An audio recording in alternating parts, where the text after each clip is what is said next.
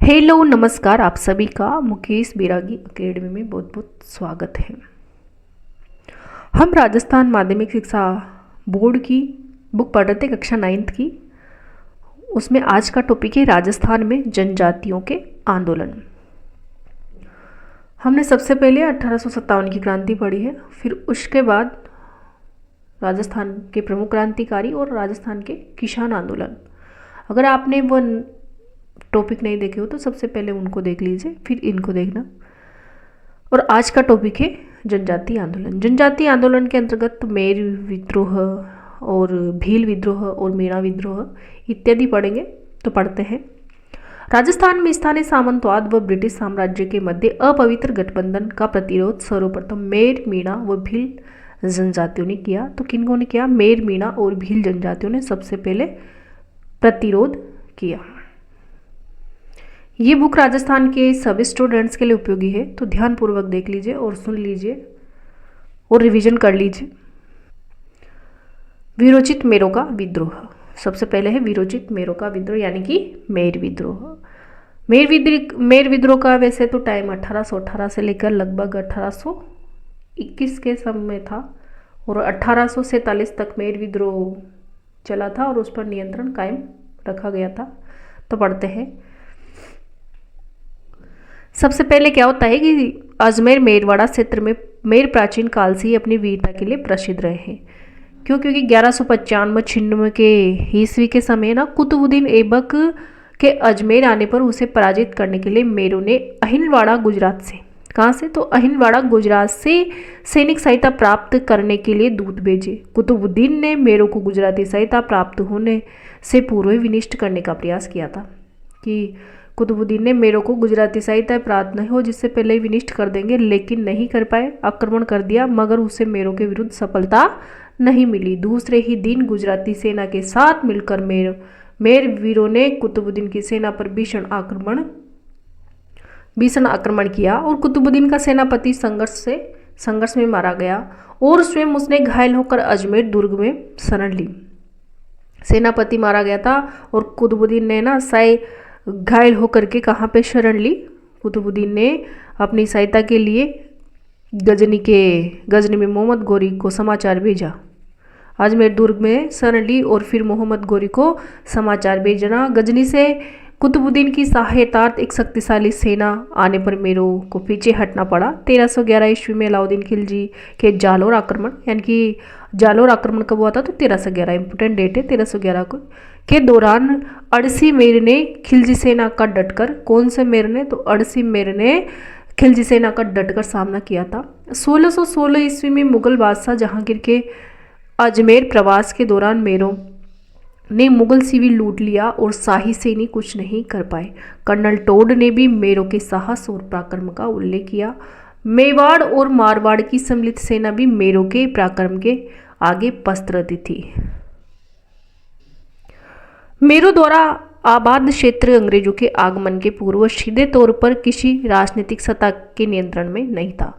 मेरों द्वारा आबाद क्षेत्रों में भूभाग मेवाड़, मारवाड़ और अजमेर के अंतर्गत थे, किंतु मेरों पर इनका राजनीतिक व प्रशासनिक नियंत्रण नहीं था। सर्वप्रथम अंग्रेजों ने उन्हें अपने पूर्ण नियंत्रण में लाने का प्रयास किया। यही मेरों के विद्रोह का प्रमुख कारण था। यानी कि मेर विद्रोह का प्रमुख कारण यही था कि अंग्रेजों द्वारा मेरों को प्रशासनिक व राजनीतिक नियंत्रण का प्रयास किया गया था।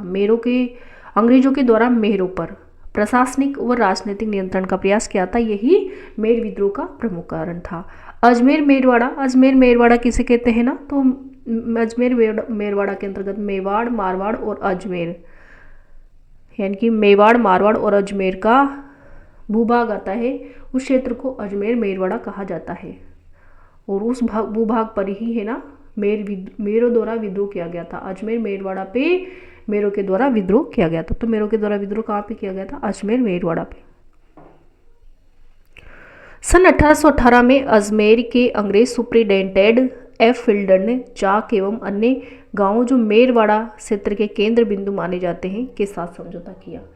तो एफ फिल्डर जो अंग्रेज सुप्रिंटेंडेंट था, मेरों के समझौता कब होता है? तो 1818 ईस्वी में होता है। कब होता है? 1818 ईस्वी में अंग्रेज सुप्रीडेंट एवं बिल्डर द्वारा मेरो से समझौता किया जाता है, जिसके अनुसार मेरो ने लूटपाट न करने की सहमति प्रदान की।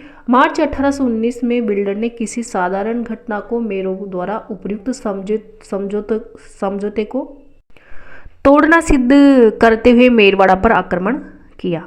उसने नसीराबाद से सैनिक साथ लेकर मेरो के खिलाफ दंडात्मक अभियान आरंभ किया। मेरो को दंडित किया गया तथा उन पर नियमित निगरानी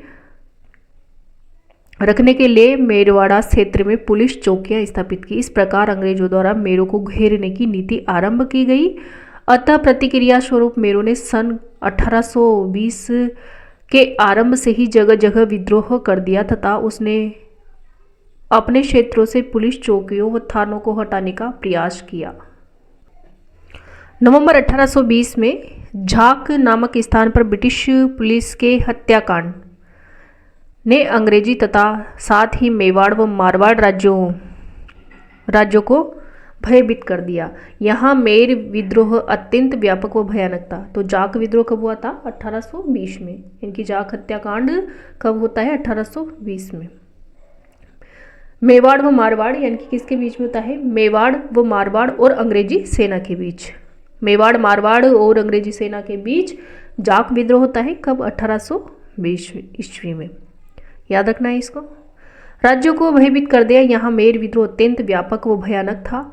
मेरों ने अनेक स्थानों पर अंग्रेजी पुलिस चौकियों को जला दिया तथा सिपाहियों को मार दिया। बढ़ते हुए मेर विद्रोह को दबाने के लिए अंग्रेजी सेना की 3 बटालियन मेवाड़ मारवाड़ की संयुक्त सेनाओं ने मेरों पर आक्रमण किया, जिससे भारी जनधन की हानि हुई। ये सेनाएं जनवरी 1821 के अंत तक मेर विद्रोह का दमन करने में सफल रही। तो लगभग है ना 1818 से लेकर के 1821 तक यह विद्रोह चला।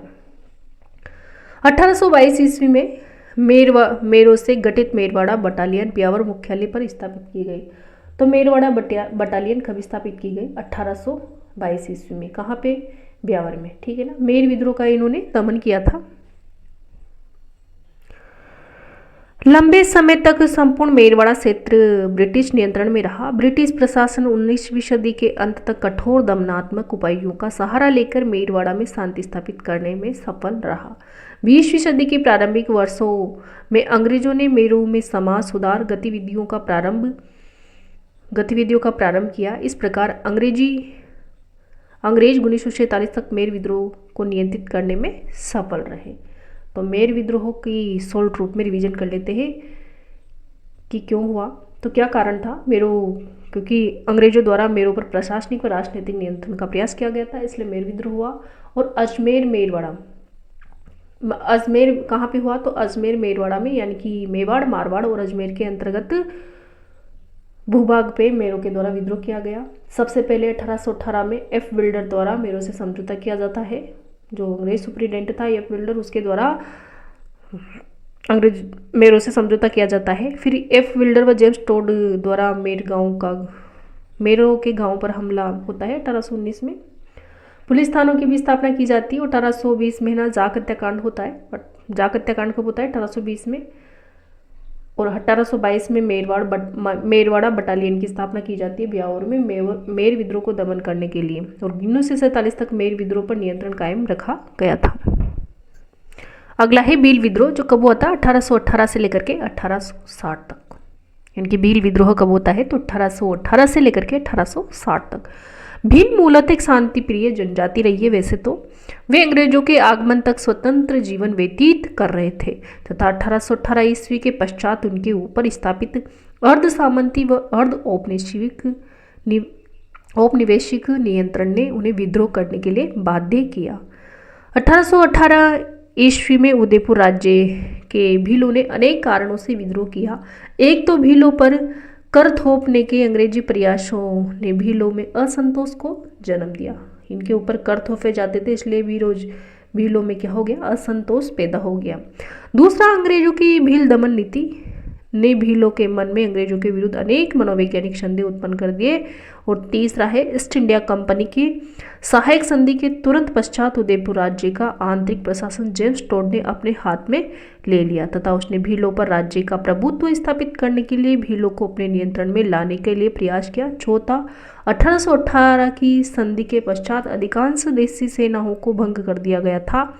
भील राज्य एवं जागीरदारों की सेना में नियमित अथवा अनियमित रूप से नियुक्त रहते थे तथा इन सेनाओं के भंग होने से बेरोजगारी के चलते उनमें असंतोष उत्पन्न होना क्या था, स्वाभाविक ही था।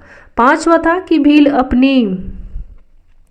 अपनी पाल के समीप ही गांव से रखवाली चौकीदारी कर नामक अपने क्षेत्रों से गुजरने वाले माल व यात्रियों से बोलाई सुरक्षा कर वसूल करते थे। तो बोलाई कर यात्रियों से लिया जाता था। जेम्स टोड ने राज्य की आय व राजस्व में वृद्धि के प्रयासों के अंतर्गत तथा भीलों पर कठोर नियंत्रण स्थापित करने के ध्येय से भीलों से उनके ये अधिकार छीन लिए। ये भील विद्रोह का तात्कालीन कारण बना। भीलों ने अपने इन परंपरागत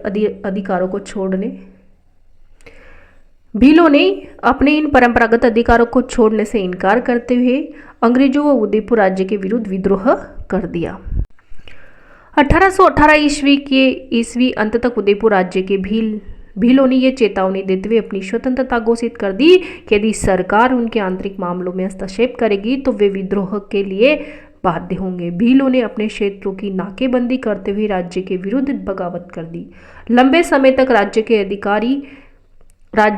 अधिकारी भील क्षेत्रों में नहीं घुस सके। 1820 ईस्वी के आरंभ में अंग्रेजी सेना का एक अभियान दल विद्रोही भीलों के दमन हेतु भेजा गया,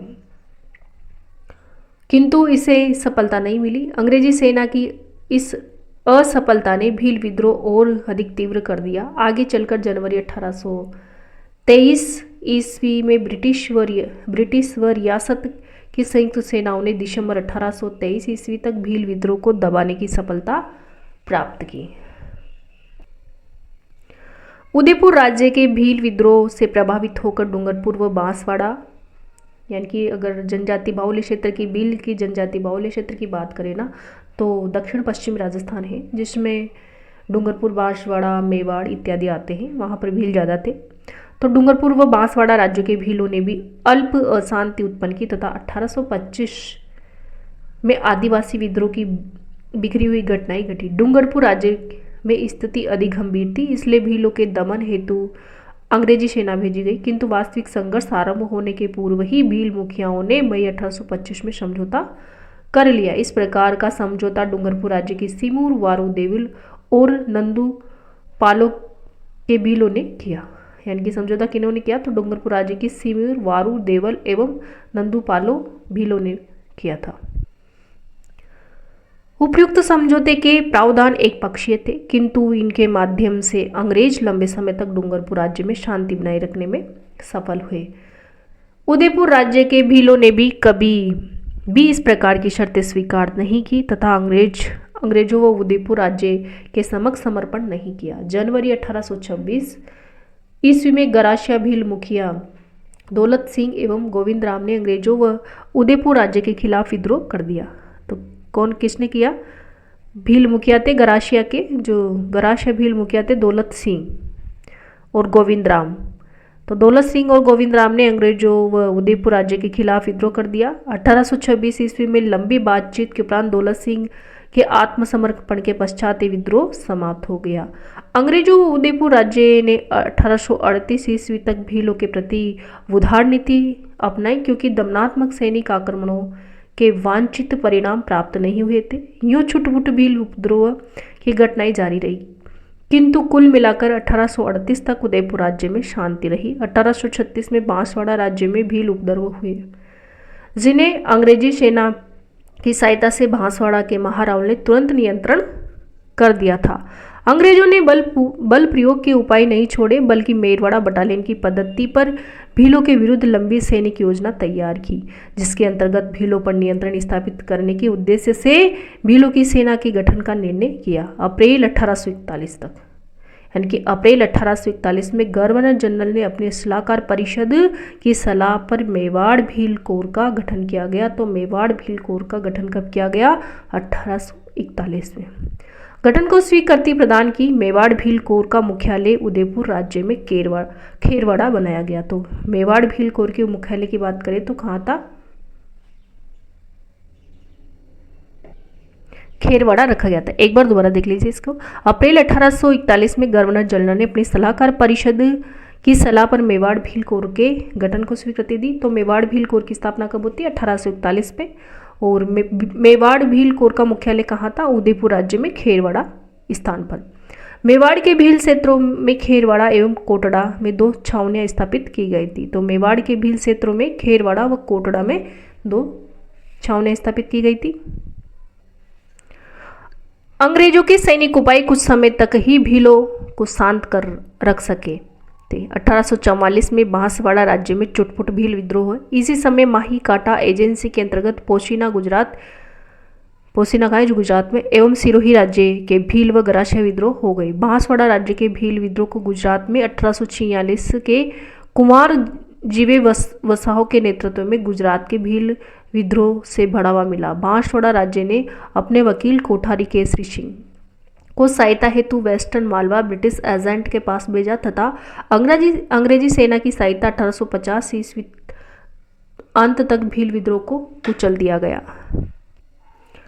1850 ईस्वी से 1855 के मध्य कोई बड़े भील विद्रोह की घटना नहीं घटी, किंतु दिसंबर 1855 में उदयपुर राज्य के कालीबास के भील विद्रोही हो गए। कहाँ के? उदयपुर के कालीबास के भील विद्रोही हो गए।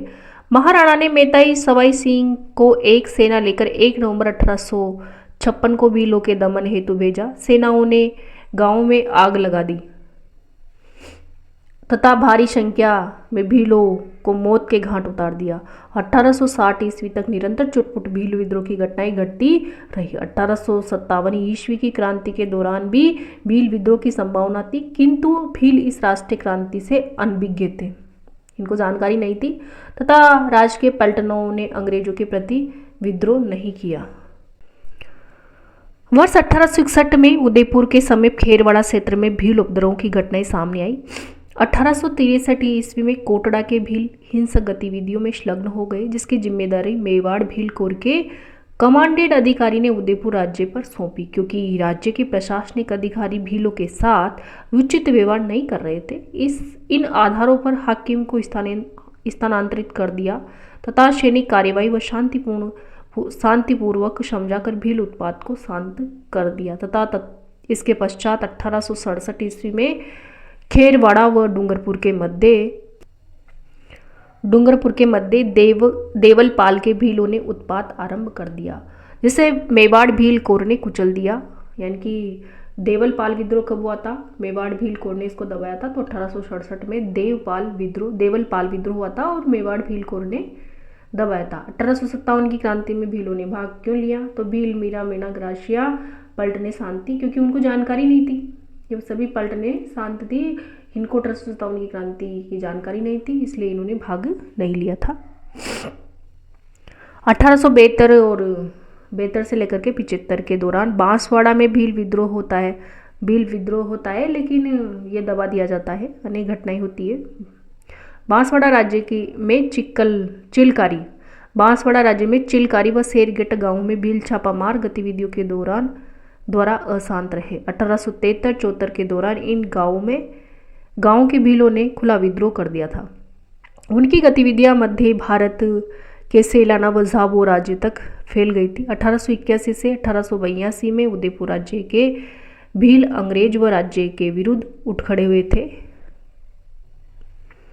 यह 19वीं सदी का सबसे भयानक भील विद्रोह सिद्ध हुआ। असल में यह लंबे समय से एकत्रित भील आक्रोश का विस्फोट था। यानी कि 19वीं सदी का सबसे भयानक भील विद्रोह कब होता है? तो 1881 से 82 में। और उदयपुर राज्य के भील अंग्रेज व राज्य के विरुद्ध, कहाँ के भील? उदयपुर राज्य के भील उठ खड़े हुए थे। किसके विरुद्ध? अंग्रेजों के विरुद्ध। 26 मार्च 1881 की रात में राज्य की सेनाई मामा अमान सिंह, कौन? तो मामा अमान सिंह, यानी कि ये राज्य का प्रतिनिधि था, एवं लोनारगन अंग्रेज प्रतिनिधि था के नेतृत्व में बारापाल पहुंची। इसके साथ महाराणा का निजी सचिव श्यामल दास भी था। 27 मार्च को सेना ने बारापाल में सैकड़ों भील झोपड़ियों को जलाकर राख कर दिया। 28 मार्च को पूरे दिन सैनिक अभियान जारी रहा तथा बारापाल के आसपास भीलों के झोपड़े को जला दिया जाता है। फौज की इन कार्यवाही से बचने के लिए अधिकांश भीलों ने परिवार सहित स्वयं अपने घरों को उजाड़कर सघन जंगलों व पहाड़ियों की ऊंची चोटी पर पहुंचकर सुरक्षात्मक स्थिति प्राप्त कर ली थी। तो बारापाल का विद्रोह कब होता है? 1881 में। 27 मार्च 1881 में बारापाल का विद्रोह होता है। इसे बारापाल हत्याकांड के नाम से भी जाना जाता है। अपनी स्थिति सुदृढ़ कर भीलों ने मार्ग में बाधा उत्पन्न कर राज्य की सेनाओं को आगे बढ़ने से रोक दिया। निराश सेना व सेनापतियों ने सुरक्षात्मक स्थिति लेकर रिखव देव में डेरे डाल दिए। यहाँ लगभग 8,000 भीलों ने इन्हें घेर लिया। इस विद्रोह के प्रमुख नेता भिलकपाल का गोमती, नीमा, पीपली का खेमा एवं सगातरी का जोईता थे। तो इनको याद रखना है कौन कौन थे? भिलकपाल का गामेती, नीमा और पीपली का खेमा और सगातरी का जोईता। क्या हुआ था कि 30 मार्च 1881 को क्या हुआ था? 8,000 सैनिकों ने 8,000 भीलों ने इन्हें घेर लिया था। सैनिक अधिकारियों ने भीलों के साथ शांति समझौते के प्रयास किए किंतु कोई सफलता नहीं मिली।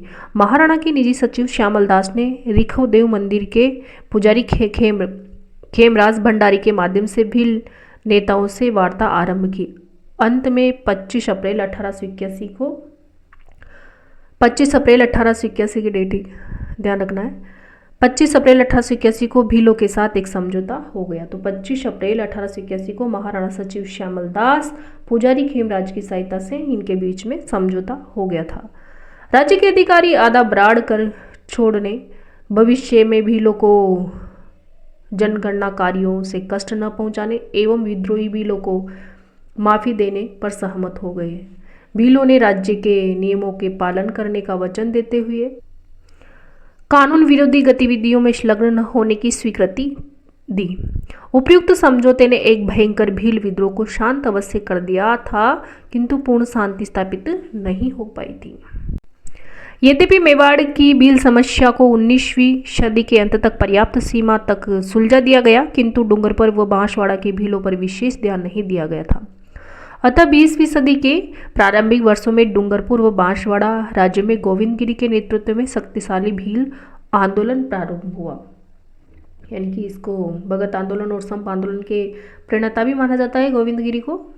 तो गोविंदगिरी ने भीलों के उत्थान हेतु समाज एवं धर्म सुधार आंदोलन आरंभ किया था जो आगे चलकर राजनीतिक आर्थिक विद्रोह में परिवर्तित हो गया।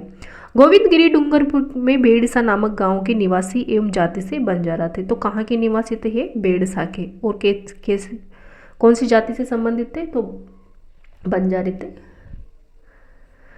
वे स्वयं छोटे किसान थे। उनकी निर्धन आर्थिक दशा एवं उनके पुत्रों व पत्नी की मृत्यु ने उन्हें अध्यात्म की ओर प्रेरित किया तथा वे सन्यासी बन गए। वे कोटा बूंदी अखाड़े के साधु राजगिर के शिष्य बन गए थे। उन्होंने धुनी स्थापित की कर एवं निशान ध्वज लगा कर के आसपास के क्षेत्रों के भीलों को आध्यात्मिक शिक्षा देना प्रारंभ किया था। तो किसके शिष्य थे ये? बूंदी अखाड़े के जो साधु राजगिर थे ना, इनके शिष्य बन गए थे। वैसे गोविंदगिरी की बात की जाए तो ये स्वामी दयानंद सरस्वती से भी प्रभावित थे और इन्होंने भगत पंथ की स्थापना की थी। किसने? तो गोविंदगिरी ने। गोविंदगिरी के विचारों ने भीलों को जागृत किया एवं उन्हें अपनी दशाओं व अधिकारों के प्रति जागरूक बनाया। इन विचारों ने उन्हें यह सोचने के लिए भी बाध्य कर दिया कि उनके वर्तमान शासकों ने उन्हें पराधीन कर रखा है जबकि वे स्वयं इस भूमि के स्वामी थे एवं उन्हें इस पर पुनः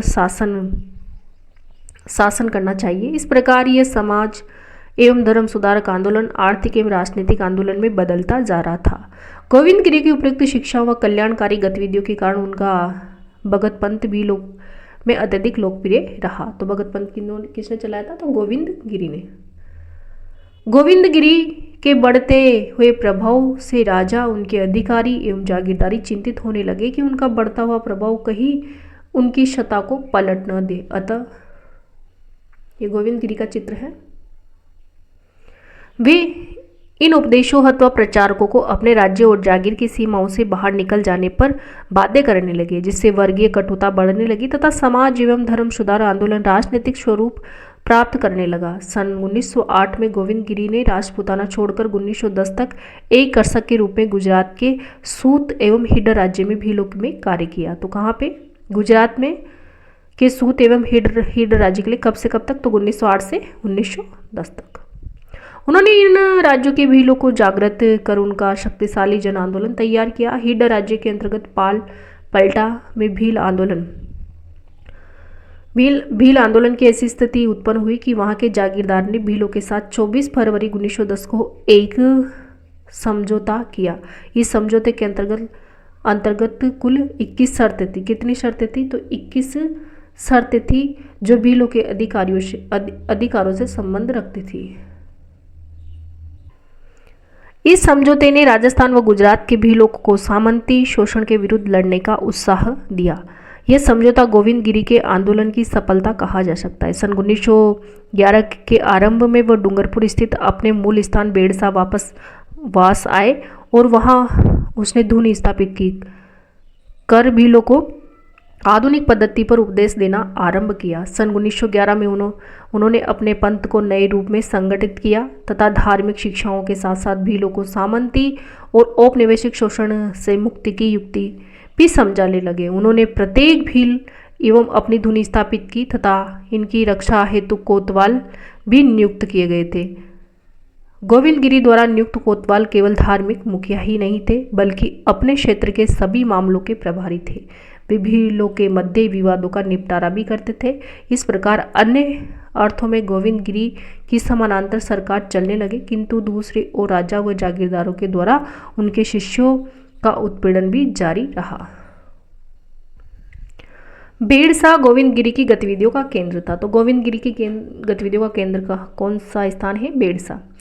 ईडर, सूत, बांसवाड़ा व डूंगरपुर राज्यों तथा पंचमहल व खेड़ा जिले के भील वहां आने लगे। कहाँ पे? बेड़सा में। इस आंदोलन का प्रभाव संपूर्ण दक्षिणी राजस्थान के राज्यों व बंबई सरकार के अंतर्गत गुजरात के भील क्षेत्रों में फैल गया। उनके बढ़ते हुए प्रभाव से भयभीत होकर अप्रैल 1913 में डूंगरपुर पुलिस ने उन्हें गिरफ्तार कर लिया तथा उनका सभी सामान जब्त कर लिया था। वह उन्हें उनके धार्मिक पंथ को छोड़ने के लिए धमकाया। सामंती एवं औपनिवेशिक सत्ता द्वारा उत्पीड़क व्यवहार ने गोविंदगिरी एवं उनके शिष्यों को सामंती औपनिवेशिक दासता से मुक्ति प्राप्त करने हेतु भील राज की स्थापना की योजना बनाने की ओर प्रेरित किया। गोविंदगिरी अक्टूबर 1913 में मानगढ़ पहाड़ी पर पहुंचे तथा भीलों को पहाड़ी पर एकत्रित होने के लिए संदेश वाहक भेजे गए। धीरे धीरे भारी संख्या में भील पहाड़ी पर आने लगे तथा साथ में राशन, पानी व हथियार भी ला रहे थे। इन गतिविधियों ने सूत, बांसवाड़ा, डूंगरपुर एवं हिडर राज्यों को चौकन्ना कर दिया। इन सभी राज्यों को अपने संबंधित अंग्रेज अधिकारियों ने मानगढ़ पर भीलों के जमावड़े व पालों में युद्ध के लिए तैयारी कर रहे भीलों को कुचलने की प्रार्थना की। 6 से 10 नवंबर 1913 में मेवाड़ भील कोर की 2 कंपनियां 104 वेलेजली राइफल की 1 कंपनी व 7वीं राजपूत रेजिमेंट की 1 कंपनी मानगढ़ पर भीलों के जमावड़े को कुचलने के लिए पहुंचे। विफल वार्ताओं के बाद 17 नवंबर 1913 को अंग्रेजी फौजों ने मानगढ़ की पहाड़ी पर आक्रमण कर दिया। तो मानगढ़ की पहाड़ी पर आक्रमण कब हुआ था? 17 नवंबर 1913 को। मानगढ़ की पहाड़ी के सामने दूसरी बड़ी पहाड़ी पर अंग्रेजी फौजों ने तोप व मशीन गने तैनात कर रखी थी एवं वहीं से गोला बारूद दागे जाने लगे। लगभग 1 घंटे तक मानगढ़ पर भीलों ने सेना का सफल मुकाबला किया, किंतु आधुनिक युद्ध सामग्री के समक्ष अधिक समय तक वे टिक न सके। मानगढ़ की पहाड़ी के नीचे तैनात अंग्रेज फौज पहाड़ी को घेरते हुए ऊपर पहुंची तथा भील को अंधाधुंध गोलियों से भूनना आरंभ कर दिया। भीलों में भगदड़ मच गई। कुछ ही समय में पहाड़ी पर भीलों ने आत्मसमर्पण किया। उसके उपरांत भी भीलों का कत्लेआम जारी रहा। अंग्रेजी दस्तावेजों के अनुसार कुल 100 भील मारे गए तथा 900 भीलों को बंदी बनाया गया। अंग्रेजी दस्तावेजों के अनुसार कितने भील मारे गए थे मानगढ़ हत्याकांड में? तो 100 भील मारे गए थे तथा 900 भीलों को बंदी बना लिया गया था। इसके साथ ही गोविंद गिरी और पूंजिया को भी बंदी बना लिया गया था। यानी कि गोविंद गिरी को वो पूंजिया, इनके साथ पूंजिया थे पूंजिया भगत, तो उनको भी बंदी बना लिया गया था। भील आंदोलन कुचल दिया गया, किंतु भील अपने गुरु की गिरफ्तारी को लेकर आंदोलित थे। भीलों में गोविंद गिरी भारी लोकप्रिय थे क्योंकि उन्हें अनेक बुराइयों से मुक्ति दिलाई थी। अतः गोविंद गिरी की लोकप्रियता के कारण उनकी आजीवन कारावास की सजा को 10 वर्ष की सजा में बदल दिया गया तथा 7 वर्ष के पश्चात इस शर्त पर रिहा कर दिया गया कि वे सूत, डूंगरपुर और बांसवाड़ा, कुशलगढ़ एवं हिड राज्यों में प्रवेश नहीं करेंगे। वे सरकारी निगरानी में अहमदाबाद संभाग के अंतर्गत पंचमहल जिलों के जालोद नामक गांव में रहने लगे। इसी स्थान पर सभी क्षेत्रों के भगत भील उनके प्रवचन सुनने आते थे। तो कहाँ पे रहने लगे? पंचमहल जिले के जालोद नामक गांव में रहने लगे थे। और गोविंद गिरी का प्रिय शिष्य कौन था? तो पूंजिया था, जो गोलीबारी के बीच भी इन्होंने आत्मसमर्पण करने वाले प्रथम व्यक्ति था। जब गोलीबारी हो रही थी तो सबसे पहले आत्मसमर्पण पूंजिया भील ने किया था और ये गोविंद गिरी का प्रिय शिष्य था पूंजिया भील। आगे है उदयपुर राज्य में मोतीलाल तेजावत के नेतृत्व में आंदोलन। तो मोतीलाल तेजावत कौन से आंदोलन के प्रणेता थे? तो एक ही आंदोलन और भूमट भील आंदोलन के प्रणेता माने जाते हैं। कौन? मोतीलाल तेजावत। आगे देखते हैं। असहयोग आंदोलन की जागृति के प्रभाव में 1921 में मेवाड़ व अन्य राज्यों के भील व गरासियों ने मोतीलाल तेजावत के नेतृत्व में आंदोलन छेड़ा। मोतीलाल तेजावत उदयपुर राज्य के झाड़ोल ठिकाने के अंतर्गत कोलियारी गांव के निवासी थे और ओशवाल बनिया जाति के थे। तो कहाँ के थे ये? कोलियारी गांव के। और जन्म की बात करें ना मोतीलाल तेजावत की, तो 1887 में हुआ था इनका जन्म। जाड़ोल के ठिकाने के कामदार थे ये और भीलों को संगठित करने के लिए इन्होंने एक ही आंदोलन चलाया था। उन्होंने कुछ समय जाड़ोल ठिकाने के कामदार के रूप में काम किया था। इसी दौरान वह इस ठिकाने के भीलों के संपर्क में आए और जाड़ोल के जागीरदार के साथ कुछ मतभेद हो जाने के कारण उन्होंने ठिकाने की नौकरी छोड़कर परचून का व्यवसाय आरंभ किया। वह भील क्षेत्रों में घूम घूम कर मिर्च मसाला आदि बेचते थे तथा पोसीना ठिकाने में सामलिया नामक स्थान पर लगने वाले चित्रे विचित्रे के मेले में नियमित रूप से दुकान लगाते थे। अतः अपने व्यापार के माध्यम से वे उदयपुर राज्य के भीलों के अत्यधिक निकट संपर्क में आए। मोतीलाल तेजावत की समाज सुधार की गतिविधियों ने उन्हें भीलों के मध्य काफी लोकप्रिय बना दिया। इन उपदेशों के साथ उन्होंने आदिवासियों का एक ही आंदोलन भी प्रारंभ किया। एक ही आंदोलन का उद्देश्य राज्यों व जागीरदारों द्वारा किए जाने वाले भीलों पर सभी प्रकार के शोषण के विरुद्ध संयुक्त रूप से विरोध करना था। मोतीलाल तेजावत की गतिविधियां तो जाड़ोल जागीर तक ही सीमित थी, किंतु उनका प्रभाव अन्य भील क्षेत्रों में भी तीव्र गति से फैल रहा था। उनके बढ़ते प्रभाव से सत्ताधारियों का चिंतित होना स्वाभाविक था। अतः सत्ताधारियों ने एक चुनौती के रूप में लेते हुए भीलों पर जुल्म करने के कठोरतम कदम उठाए। इसी दौरान तेजावत विजय सिंह पथिक व अन्य नेताओं से मिले तथा उनके साथ विचार विमर्श कर भीलों की समस्याओं के समाधान हेतु कार्यक्रम तैयार किया। वह असहयोग आंदोलन से बहुत प्रभावित थे तथा भीलों का ऐसा ही आंदोलन छेड़ना चाहते थे। इस समय तक भिजोलिया किसान आंदोलन अपनी चरम सीमा पर था, जिसमें तेजावत को भी उत्साहित किया गया। जब उसे भिजोलिया के नेताओं के समर्थन का आश्वासन मिल गया तो उसने अपने कार्यक्रम को अंतिम रूप प्रदान किया। जुलाई 1921 में उन्होंने भीलों की करबंदी सहित असहयोग आंदोलन आरंभ कर दिया था। जाड़ोल का शासक सामंत इस स्थिति से चिंतित हो गया था। इस स्थिति को नियंत्रण में लाने के ध्येय से उसने 19 अगस्त 1921 को मोतीलाल तेजावत को गिरफ्तार कर लिया। तेजावत की गिरफ्तारी ने भीलों को और अधिक उत्तेजित कर दिया। अपने नेता को मुक्त कराने के लिए हजारों भील एकत्रित हो गए। भीलों के भारी जमावड़े ने तेजावत को मुक्त कराने हेतु ठाकुर को बाध्य कर दिया। इसके पश्चात तेजावत ने अपना आंदोलन और भी तीव्र कर दिया। दिसंबर 1921 तक उदयपुर राज्य के किसान एवं आदिवासी आंदोलनों के कारण एक विस्फोट स्थिति उत्पन्न हो गई थी। भील आंदोलन के बढ़ते हुए प्रभाव को देखते हुए ब्रिटिश अधिकारियों ने 1 जनवरी 1922 को भीलों को कुछ छूट देने का निर्णय किया। कब? तो 1 जनवरी 1922 को। एवं तदनुसार जागीरदारों को सलाह दी गई। आंदोलन के परिणाम स्वरूप राज्य का ये निर्णय समर्पण का सूचक था, जिसने भीलों की इच्छा शक्ति को और अधिक बढ़ा दिया था। जनवरी 1922 में मोतीलाल तेजावत ने सिरोही राज्य में प्रवेश किया। कहाँ पे? तो सिरोही राज्य में। कब? 1922 में प्रवेश किया, जहां भारी संख्या में भील व गरा से आदिवासी रहते थे। वे उदयपुर के आंदोलन से बहुत प्रभावित थे एवं सिरोही में भी ऐसा ही आंदोलन छेड़ना चाहते थे। वास्तव में मोतीलाल तेजावत उदयपुर राज्य के भय से उदयपुर से भागकर सिरोही नहीं गए थे, बल्कि उन्हें सिरोही के भीलों व गरासियों ने अपने मार्गदर्शन हेतु आमंत्रित किया था। इस समय तक उन्हें यह भी पूरा भरोसा हो गया था कि उदयपुर में उनके अनुयायी उनकी अनुपस्थिति में आंदोलन चलाने में सक्षम हैं। सिरोही राज्य मोतीलाल तेजावत के नेतृत्व में आदिवासी आंदोलन का दूसरा महत्वपूर्ण केंद्र था। सिरोही राज्य में भी आदिवासियों की जीवन दशाएं मेवाड़ राज्य के भीलों के समान ही थी। सन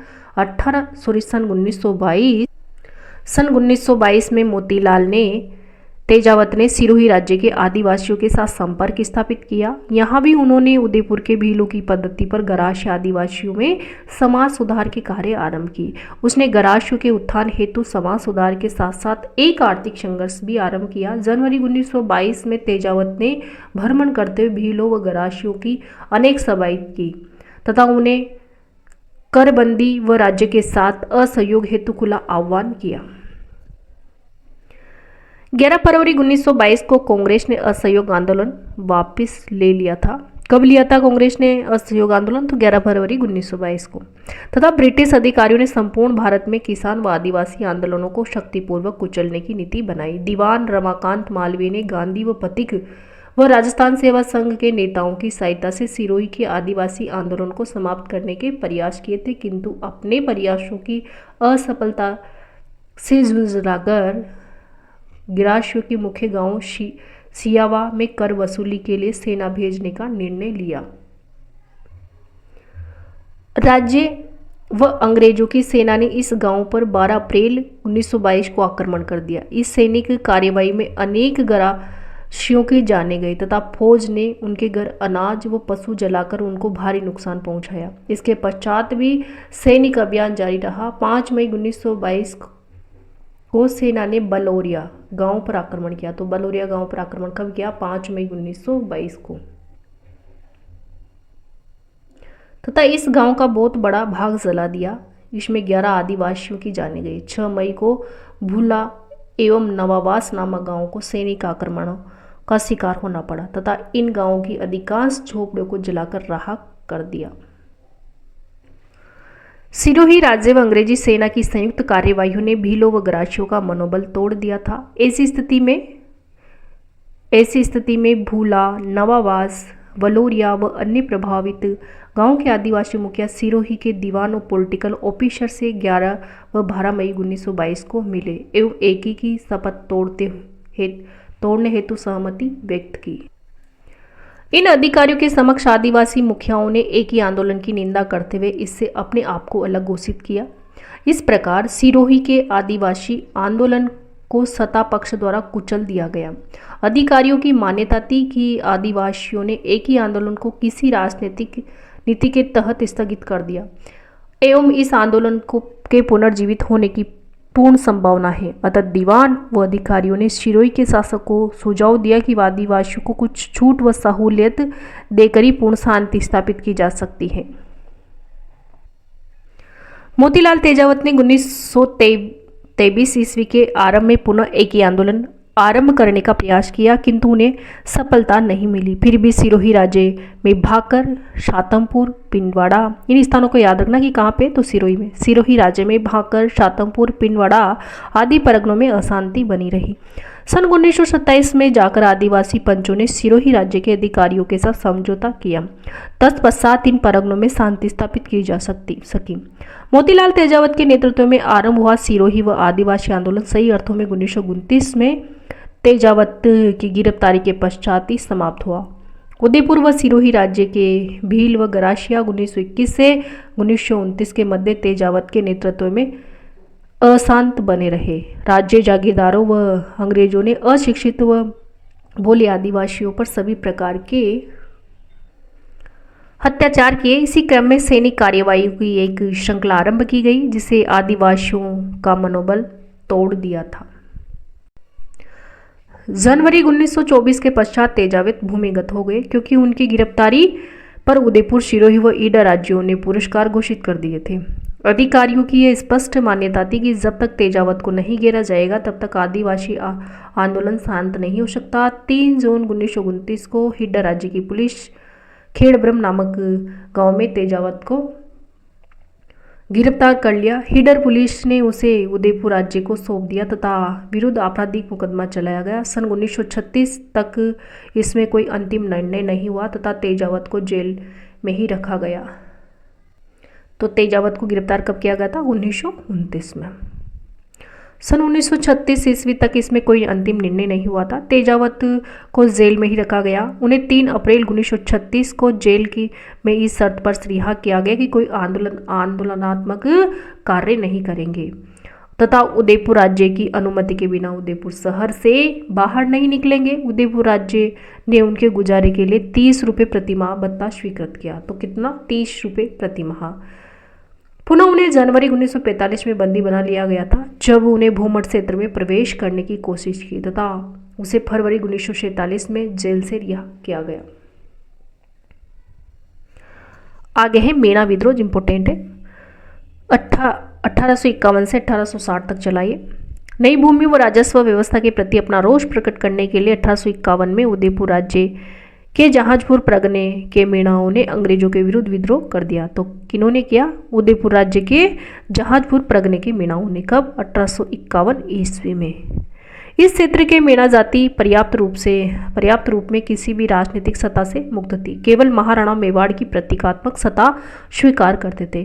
कर्नल टोड ने इनका जीवंत विवरण प्रस्तुत किया है जो उपयुक्त तथ्य को सिद्ध करता है।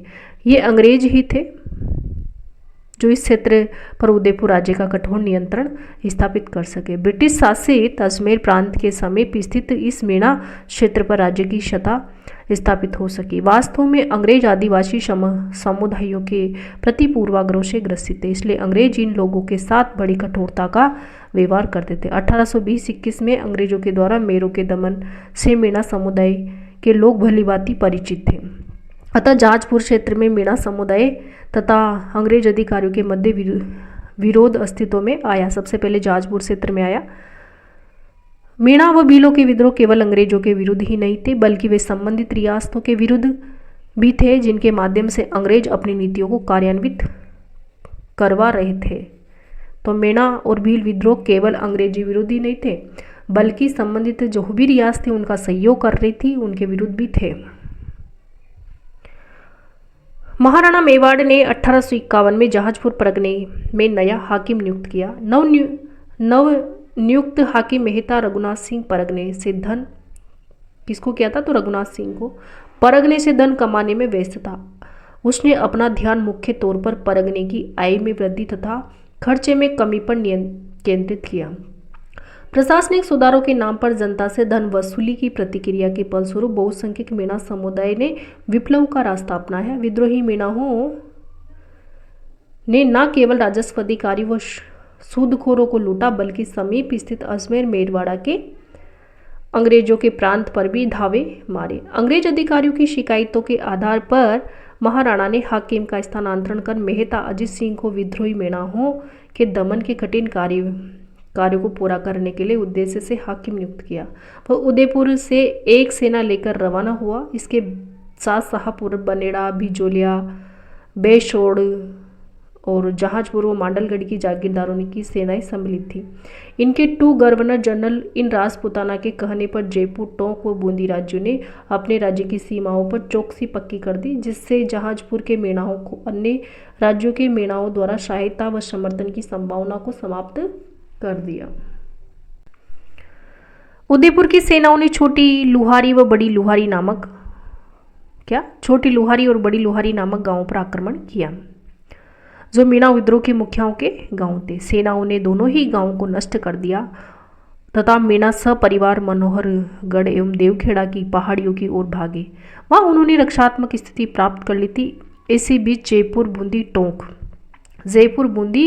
टोंक राज्यों की तमाम प्रतिबंधों के उपरांत भी लगभग 5000 मीणा लोग जहाजपुर के मीणाओं की सहायतार्थ पहुंच गए। उदयपुर की सेनाओं ने भरसक प्रयत्न किया, किंतु सघन झाड़ियों व पहाड़ियों प्रदेश होने के कारण सैनिक कार्यवाही में अनेक रुकावट उत्पन्न हो रही थी, इसलिए इस सेना का कोई सफलता नहीं मिली।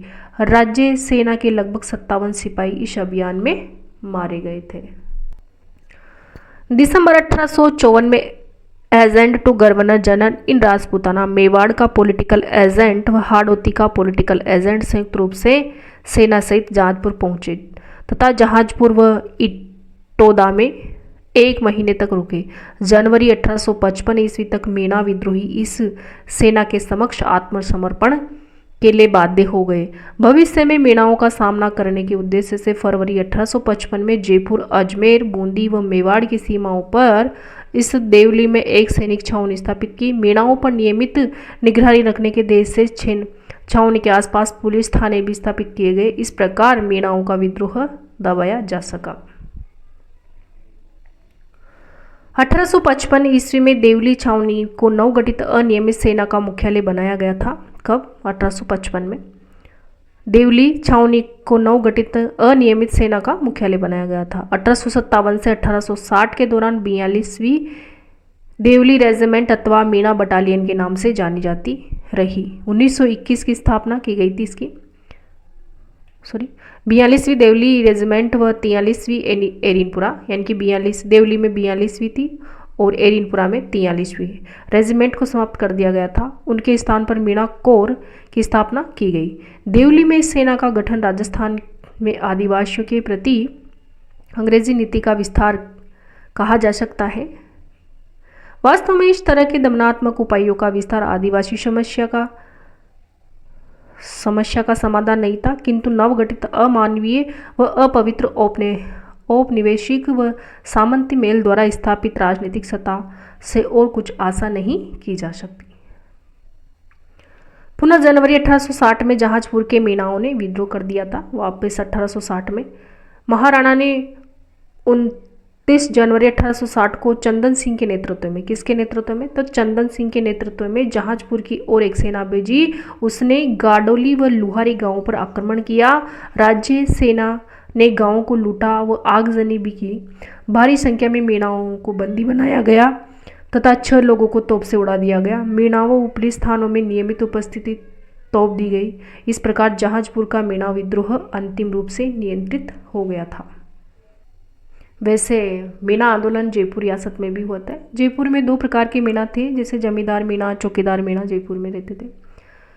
और 1924 में है ना, ब्रिटिश सरकार ने क्रिमिनल ट्राइब एक्ट पारित किया था, जो जयपुर राज्य में जरायम पेशा कानून 1930 में इन्हें जरायम पेशा बनाकर, यानी कि वहाँ पे है ना जरायम पेशा कानून बनाया गया था 1930 में।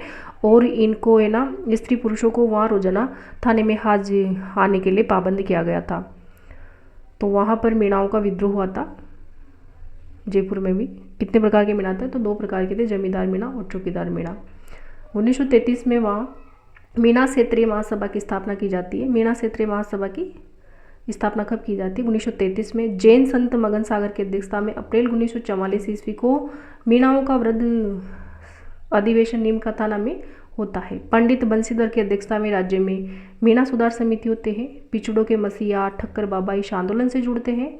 और 1946 से यानी कि 28 अक्टूबर चौकीदार मीणाओं ने स्वेच्छा से चौकीदारी पद से इस्तीफा दे दिया और मुक्ति दिवस मनाया गया।